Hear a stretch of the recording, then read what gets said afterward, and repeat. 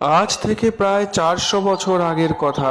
মারাঠা সেনাপতি ভাস্কর পণ্ডিত বর্গীদের একটি দল সহ বাঁকুড়ার বিষ্ণুপুর থেকে সোনামুখী যায় লুটপাট করার জন্য, এবং তারা সারা রাস্তায় বাদ্যভাণ্ড সহ হর হর বোম বোম শব্দ করতে করতে যায়। তখন আজকের সোনামুখীর রানীবাজার এলাকায় একটি মা কালীর মন্দির ছিল জঙ্গলের মাঝে, এবং সেই মন্দিরের সামনে যখন বর্গী দল সমবেত হয় লুটতরাজের জন্য, সময়টা ছিল তখন সন্ধেবেলা। সবাই জানতে পেরে গেছিল চারিদিকে বর্গী আক্রমণ হয়েছে এবং বর্গীদের বাজনা দূর দূর থেকে শোনা যাচ্ছিল।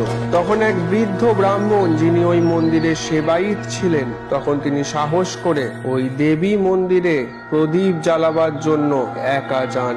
সেই সময় বর্গী দলের সর্দার তাকে দেখতে পেয়ে বৃদ্ধকে বলি দেওয়ার জন্য খাড়া ওঠাতে আটকে যায় খাড়া, এবং